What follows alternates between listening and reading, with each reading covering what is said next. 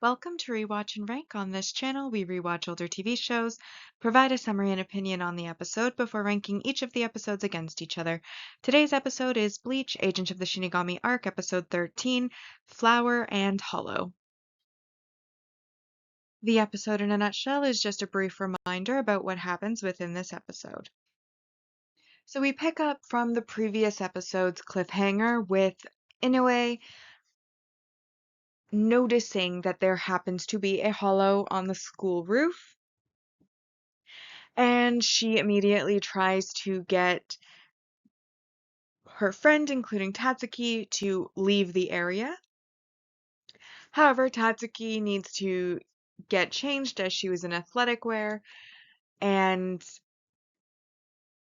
she doesn't get them out in time. The hollow then appears before her, comments on the fact that she can be seen, and then shoots little seeds out of its forehead, which end up splattering on the shoulders of her friend. Tatsuki's already gone inside, so she's not impacted at this point in time. And it turns out that the seed basically is absorbed by the person and allows the hollow to take control of the person hit by the seed as though they were a puppet. And so Inoue's friend basically grabs her arm and attacks her. We then see that more students were impacted by the scattering of the seeds and have come to also join the attack. Luckily, this is when Tatsuki arrives and she basically beats up the students who are attacking under the influence and frees Inoue because she doesn't like that people make Inoue cry, and though she cannot see the hollow, she can see kind of a blurry, like she's looking through a mirage type thing and see generally where it is. She just can't see the details of it. She can basically see a distortion in the air that indicates the hollow.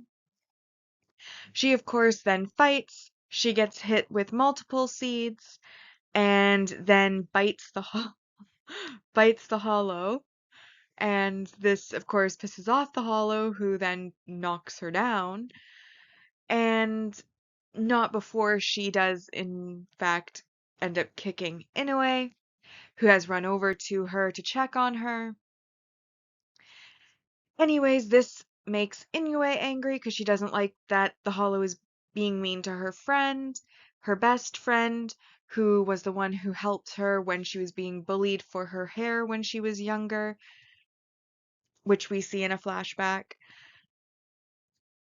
And then she unlocks her power, which basically caused all these little beings to appear from her barrettes, her hair clips, and basically she reveals three powers. The first is a shield that goes between her and the hollow to prevent the hollow from being able to attack her.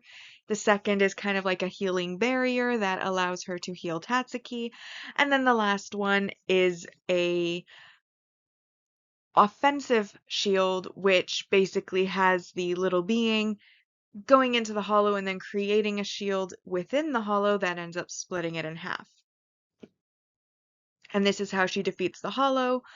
Once she does that, she does pass out, and Urahara arrives and takes her to the shop. He is carrying okay, so it's spelled Sado, but it sounds like Chad, so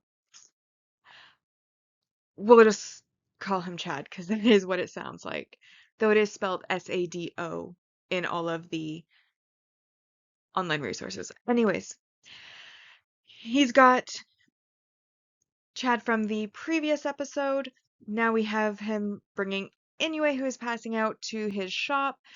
We then get the implication that he has told them about the situation and the supernatural world. We don't actually hear his explanation, probably because we've been told in previous episodes already, but we do hear their reaction to the information and how unbelievable they find it that, hollows and gods of death are real, even though they had just fought hollows themselves and had these mystical occurrences happen to them. But anyways, Urahara then gets a report that the sky crests, which the hollows are coming out of, are starting to converge, and so he leaves the store and basically offers Inoue and Chad the option to follow him and see what lies beyond the door that they have opened. Also letting them know that the reason that this door is opening for them is because Ichigo leaks a lot of spiritual power and they've apparently been infected by it. Not in that kind of wording, but you get the idea. And that is kind of our cliffhanger throughout the episode. Kind of in between, we see, Karen, who Chad had protected in the previous episode, bringing her father and, oh my goodness, I think I have forgotten her sister's name. Yuzu. Karen brings Yuzu and their father Ishin over to where she had left Chad, who had passed out, but obviously Urahara has him, he's already gone, and they have a family moment. Khan sees that they are fine, so he returns to where Rukia is, and Rukia is trying to fight Hollows, but does not have the spiritual powers to do so because she still hasn't recovered from her minor shoulder wound from the first episode, and I guess giving Ichigo her powers, though it seems like Ichigo's giving everybody around him spiritual powers, and she seems to be the only odd one out. But anyways, point being, she hasn't recovered very much, her spells are useless. Luckily, though, Ishida arrives, however, his fingers are bloody because he has overestimated how many hollows would be drawn by the bait. In fact, he thinks there may be another hand at play because there are way more than he was anticipating. And then, of course, Ichigo arrives, so we have that group kind of converging before the cliffhanger of this episode. And that is where we leave everybody at the end of this episode.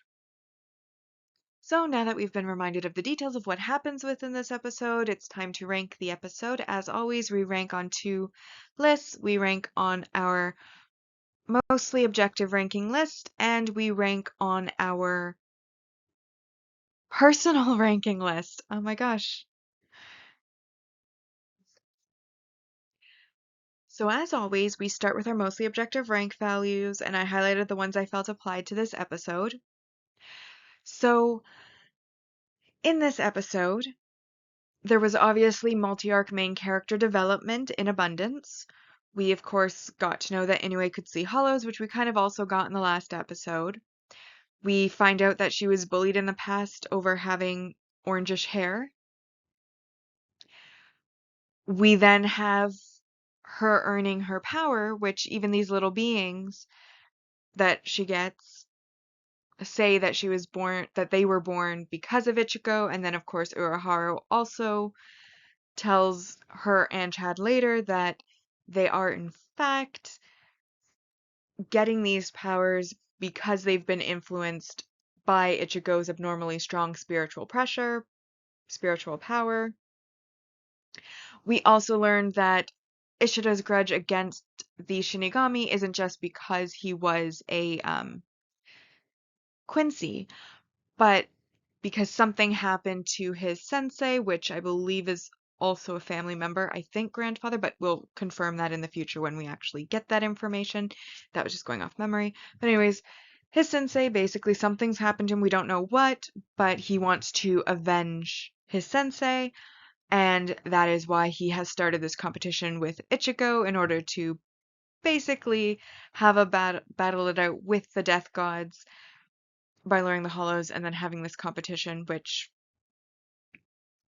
I still think is a very bad decision, but I took the points for his negative behaviors and negative impact in the previous episode. I'm not going to keep repeating it. It's already been addressed. But we at least get more of his motivation and why he's doing it. And anyways, that's worth 4 points. And then we also have our multi-arc main character growth, which the powers aren't really named in this episode. However, I did decide to go off this presentation, but online, and I looked up the Bleach wiki, and apparently it's called the Shun Shun Rika, which, depending on which platform you are reading the subtitles on, it's either Six Flowers of the Hibiscus Shield or Six Princess Shielding Flowers. Either way, a mouthful. I think we should just call them fairies like Inoue initially did because they are tiny beings with like wings, and that is a mouthful. So probably you're going to hear me calling them fairies in the future, but official name Shunshin Rika. And again, she has the three powers, the Sacred Trilink Shield, I regret, the Sacred Dual Return Shield that she regrets, and then the Sacred Solitary Cutting Shield that she rejects.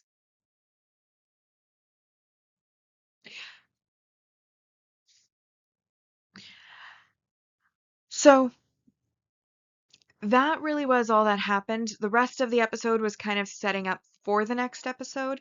However, I didn't take points for that because the main purpose of this episode was awakening Inoue's powers, and this purpose was achieved, and the side plots that are setting up for the future are very minimal, kind of at the end and such. So I didn't take points for it being a setup episode because setting up wasn't its sole purpose, which means there's no negatives to this episode. And with our 4 plus 4, it is an 8 out of 10, mostly objective ranking for this episode. Which makes our arc ranking so far on our mostly objective ranking in first place, The Day I Became a Shinigami, The Shinigami's Work, The Older Brother's Wish, The Younger Sister's Wish, Fight to the Death, Ichigo vs. Ichigo, June 17th, Memories in the Rain, Unbeatable Enemy, Greetings from a Stuffed Lion, A Gentle Right Arm. This episode comes in 9th, Flower and Hollow. Then we have the legendary Quincy, Beat the Invisible Enemy, Casual Soul Realm Assault Trip, and then in 13th, Cursed Parakeet. So I wasn't as generous as the mostly objective ranking because this is a personal ranking based on personal opinion, and I get to say that I really don't like the stereotype or the archetype that makes up Inoue's character. I have always been annoyed by it no matter what series it shows up in. When it shows up, it's common in anime for there to be a female character who is like Inoue, who is ditzy, dumb, relatively useless, but then they somehow gain some sort of overpoweredness that forces them into the main group, and then they mostly cause trouble or heal occasionally, but are just generally, to me personally, very dislikable.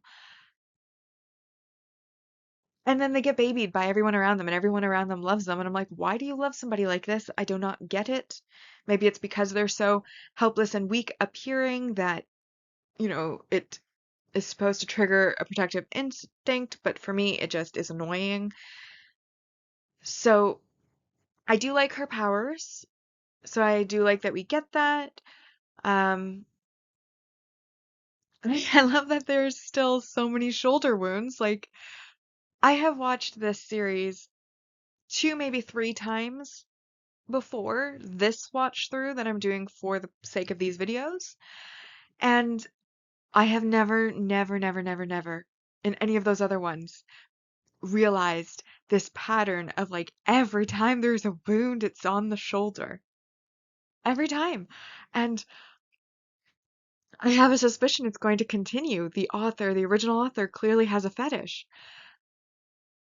And it's hilarious to me. And how it completely went unnoticed until I was actually like paying attention to document for these rankings and to like really understand what's happening on the episode. I never noticed the pattern before, but now I'm like, every time it's a shoulder wound. And I love that. It's not worth too many points though, because it's ongoing and has happened many times before. But yeah, it was a very Inoue heavy episode. I'm not fond of her as a character. Unlike others, she doesn't annoy me as much as some other of this type of character archetype, only because they did give her pretty strong powers to kind of make up for her personality deficiencies. And there are going to be people who like this kind of personality type. I mean, it takes all types in the world, and everybody will have their own preferences. So there could be people who love Inoue. I just do not like her. I do not like her personality archetype. I don't like it in any series. I've already said that. I'm saying it again because it is that strong of a dislike. And mostly what we saw from the other characters was mostly just set up for future episodes. So in this episode, wasn't the biggest fan, mostly because of the focus being on the character I dislike the most out of the main group, and that is why I decided to just give it a 3 out of 10. And so, with that being the case, the arc ranking so far on my personal ranking is in first place Cursed Soul Realm Assault Trip. The older brothers wish the younger sisters wish. Beat the invisible enemy. A gentle right arm. The legendary Quincy. The Shinigami's work.